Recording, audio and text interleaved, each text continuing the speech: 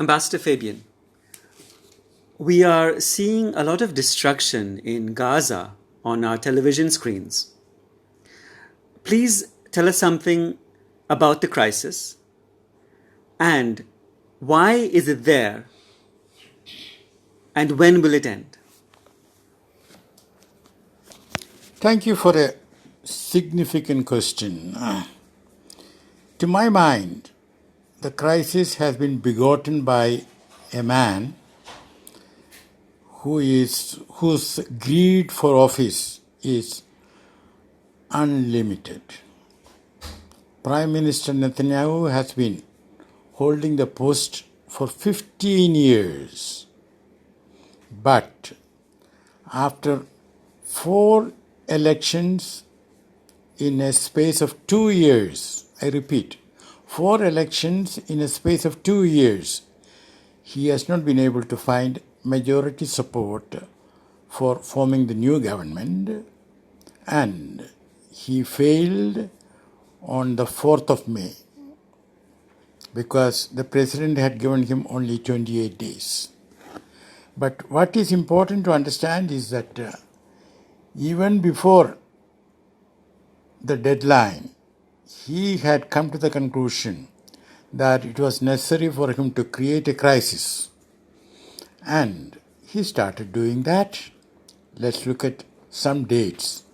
13th of April, that was the day one of Ramadan, and it coincided with a memorial day when Israel honors its heroes who sacrificed their lives for the establishment of Israel. On that day, Netanyahu sent his security forces to the mosque Al-Aqsa, one of the holiest shrines in Islam. They disconnected the cables necessary for broadcasting the prayer for the worshippers standing outside the mosque. Well, obviously, there was tension. Then, another thing is, 21st of April,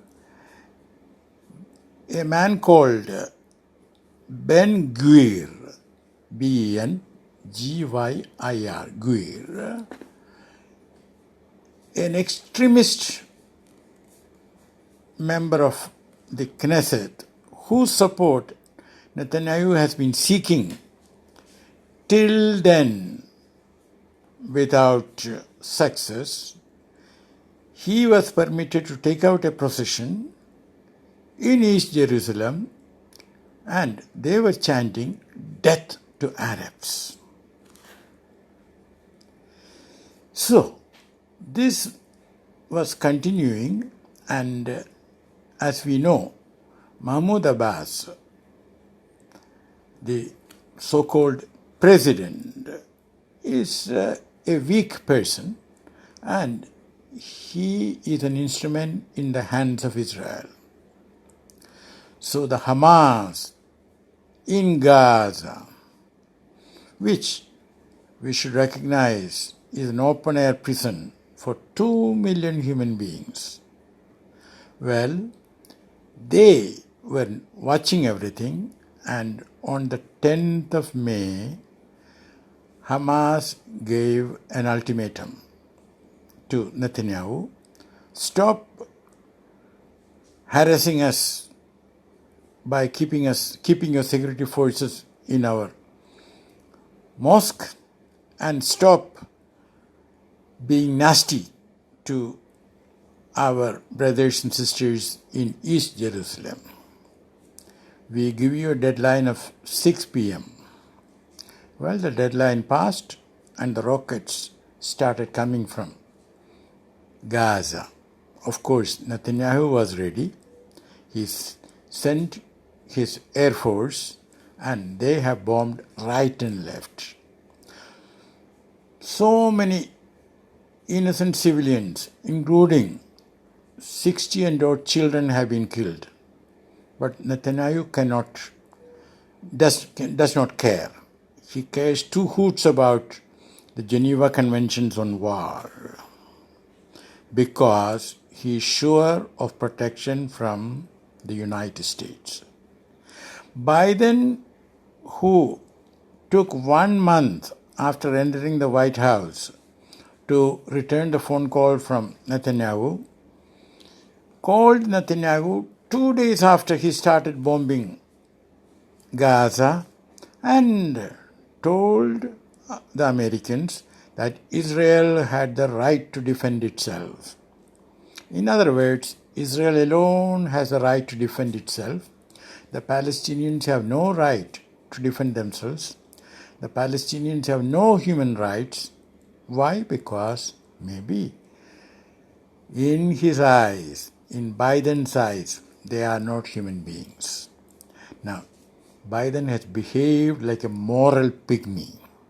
But I'm sorry to say, he is not the only moral pygmy.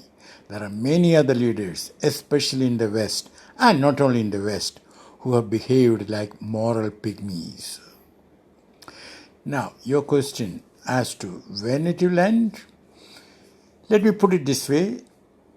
It will end when Israeli military has decided that it has done enough damage by way of destroying or reducing the rocket making capability, the hardware,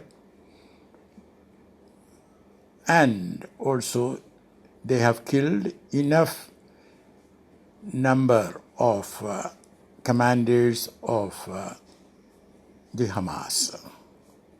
But there was one thing which Netanyahu had not reckoned with. This time, for the first time, Palestinians in Israel and on the West Bank have risen up in solidarity with their brothers and sisters in Gaza. Don't forget that if you look at the population, Jews are about 7 million and the Palestinians come to about 6.9 million. Now, Israel is based on the toxic ideology of apartheid, that is, human beings are not equal, some are superior, and that incoherence is showing up. Now, this has bothered not only Netanyahu, but also Israel supporters in the West. For that reason, and for the other reason which I indicated, that enough damage has been done, enough destruction has been effected, Netanyahu might agree to a ceasefire, but I can assure you it will be a ceasefire with draconian conditions. Let us see. Thank you. Maybe we'll have to come back on this soon.